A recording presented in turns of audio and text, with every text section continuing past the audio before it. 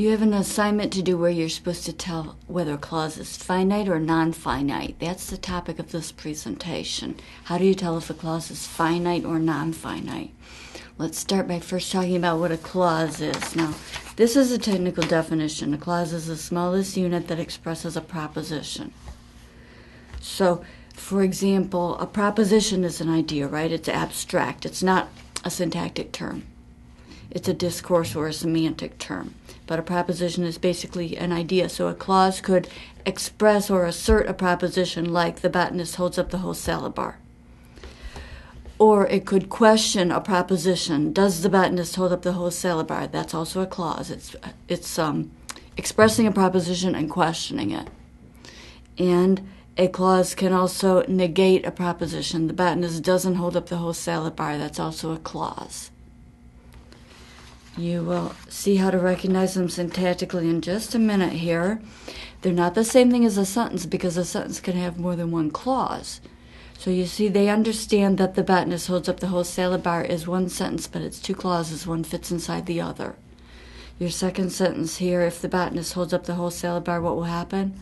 Also has one clause fitting inside another. Your third sentence gives you an example of how two clauses can, without fitting inside each other, without one fitting inside another, can actually conjoin and make a sentence where they sort of stand beside each other, joined by the word and.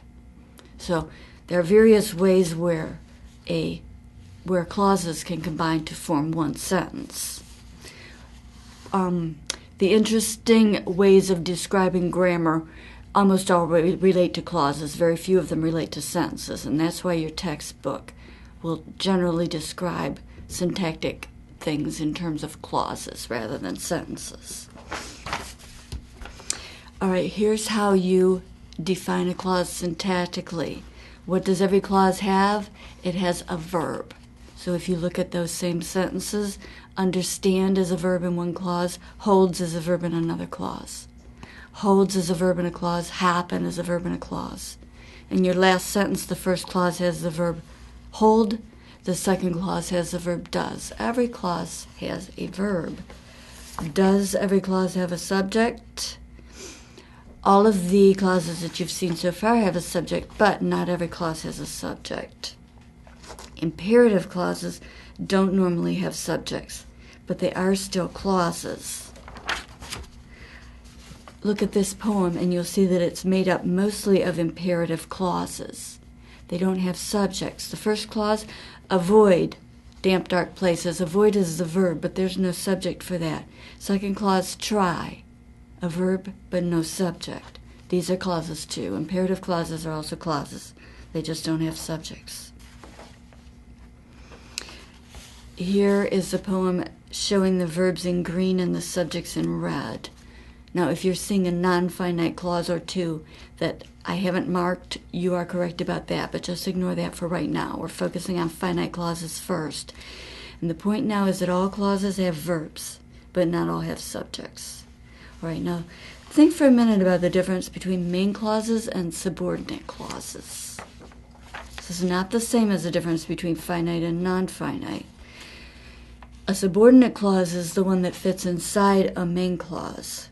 You can have a sentence with only a main clause, but you could never have a sentence with only a subordinate clause, because a subordinate clause has to have a main clause to fit inside. Now, let's think about the other way of classifying clauses, which is what we're focusing on, finite and non-finite. The ones we've looked at so far have all been finite, the ones that I've pointed out. The way that you tell if it's finite or non-finite is you look right at the verb. First of all, if you find a primary form verb, you have a finite clause. Now, remember the primary forms of verbs that your textbook listed. There were 3 of them. The 2 present ones, that is to say the plain present and the third singular present, and the preterite. Those are the 3 primary forms. The clauses whose verb is in a primary form are always finite. That's an easy part. But there are other finite clauses whose verb is a plain form. So here are some examples of primary form verbs in clauses. They understand that this is the plain present. Now, if you're having trouble here distinguishing the plain form from the plain present form, remember that with almost all the verbs, they have the same shape, but they are not, in fact, the same form. You can go back to the earlier presentation that deals with distinguishing the plain form from the plain present, distinguishing forms that have the same shape but are not the same form. And this would be a good time for you to do that. And then come back to this part of this video. Okay, because if you take a clause like they understand that blah blah blah, and then there's going to be another subordinate clause there, right? But this main clause, the verb understand, is the plain present, and that's a primary form, so the clause is finite. This next one, the world is not black and white. Is the third singular present. It's a primary form. The clause is finite. This clause, I wanted to tell her, and also the subordinate clause here, the evening star was a planet. Wanted and was are both preterite. Preterite is a primary form. The clause is finite. And here's where it gets tricky. Take a clause that has a plain form.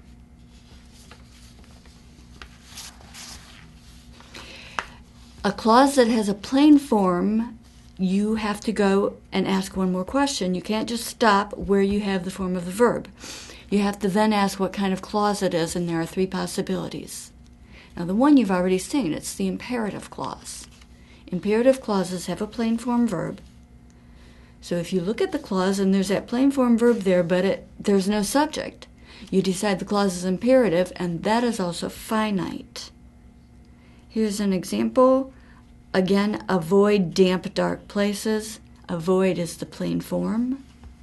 The clause, there's no subject in the clause. It's an imperative clause. Imperative clauses are finite. And that's the end of that analysis.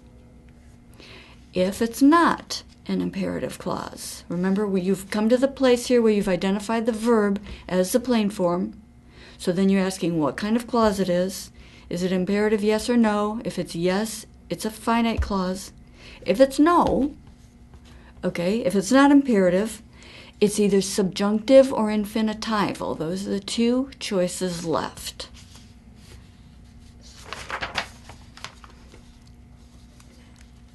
Subjunctive clauses are also finite.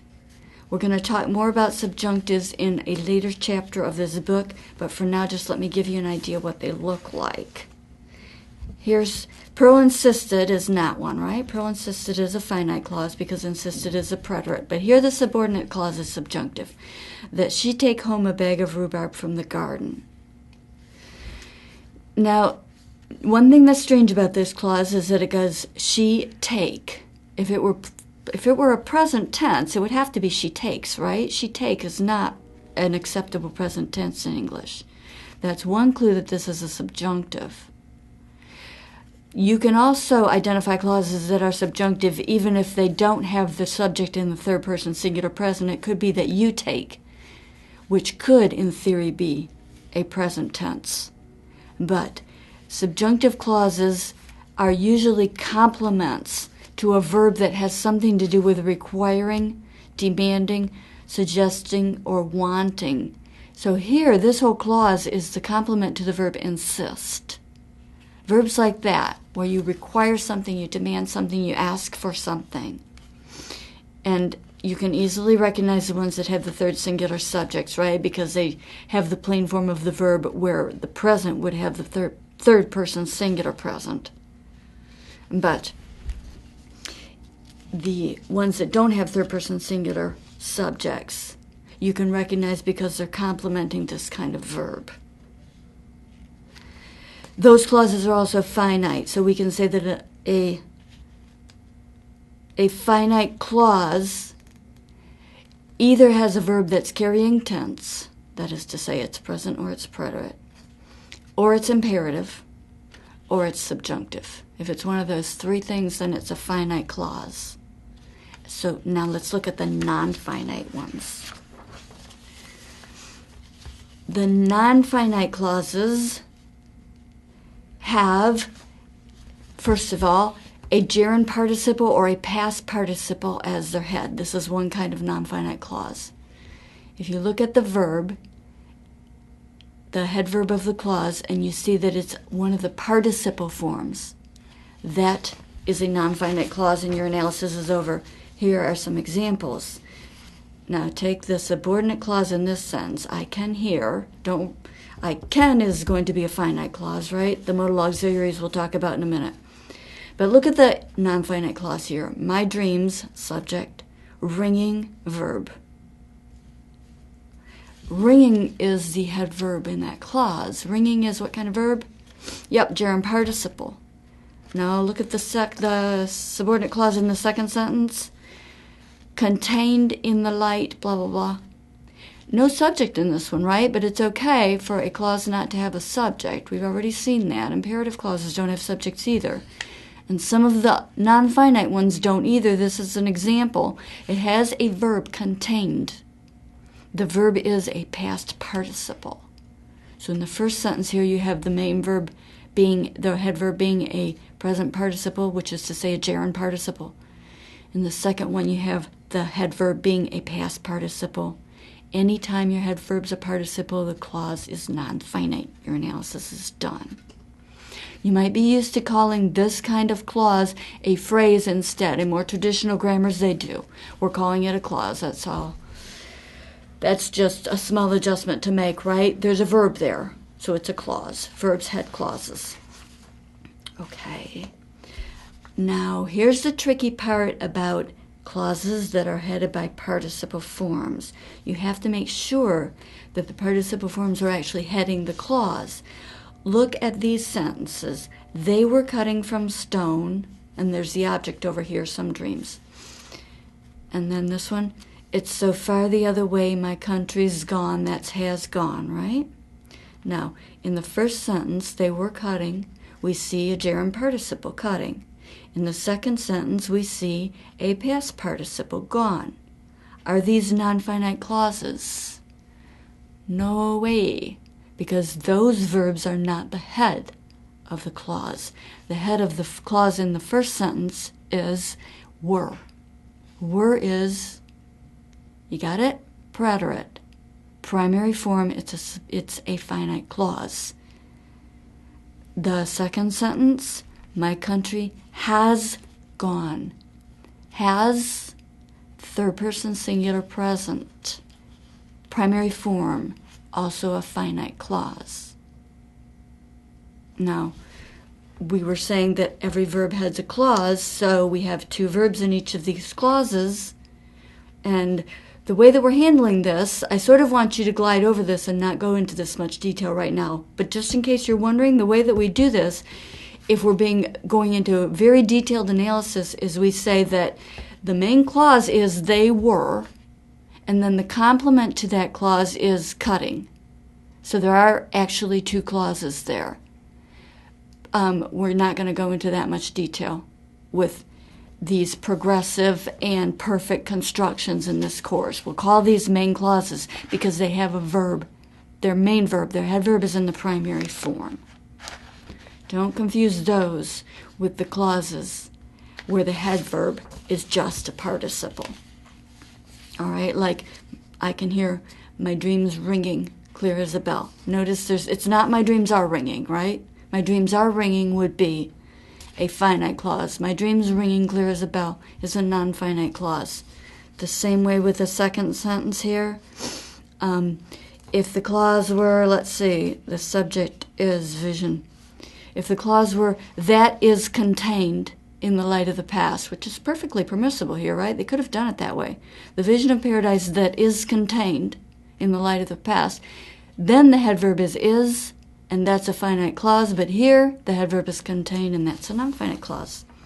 That's the end of that analysis. So non-finite clauses can have, if a clause has a participle form as its head, then it's non-finite, and then there's one other way for it to be non-finite, and that's if it's infinitival. So remember we were talking about what you do if you look at the verb in the clause and it's a plain form. We said that After you find it's a plain form, you have to decide what kind of clause it is, and there are three possibilities. If it's imperative or subjunctive, it's finite. The third possibility is that it's an infinitival clause. Those are non-finite. Here's an example for you. Those drivers always ask, that's finite. Now here's a non-finite. To hear that same old song. The verb is hear. It's a plain form. This is not the subjunctive because there's no subject. It's not the imperative either. It has to hear in front of it, and it's the complement of ask. Ask is not going to have an imperative as a complement. What this is an infinitive. You probably picked up on this right away because you're used to seeing infinitives with to, right? To plus the plain form of the verb makes infinitive. The only tricky thing about it is that the truth is English has two kinds of infinitives. You can do it with to, and that's a to infinitive, or you can do it without to. And that's, what does your book call that? I think they call it the bare infinitive. So there's an example of that in the second sentence. Maureen went outside with her. Went is a preterite. That is a finite clause. To help, that's a non-finite. That's to help is an infinitival clause, right? But inside the infinitival clause here, there's a smaller infinitival clause. Her load the boxes of envelopes into the trunk. Her subject, load verb, the boxes of envelopes direct object into the trunk is a complement. No, actually, it's a complement of the verb load. But the most important thing to look at here is the form of load. It's not an imperative, we can tell, because it has a subject. That one's easy. But it's certainly not the third person singular present, right? Her isn't a nominative subject. It's not like she loads, right? So what we have there, load, is a plain form, and since it's not subjunctive and it's not imperative, what it is infinitival. It's a bare infinitival. Both of the infinitival clauses, to infinitival or bare infinitival, both of those are non-finite. Here is a flow chart that takes you through the whole process of deciding whether a clause is finite or non-finite. Go straight for the head verb and ask what form it is. Is it a primary form? If it is, your analysis is done, the clause is finite. If it's a secondary form, then you have to ask, is it a participle? There are three kinds of secondary form.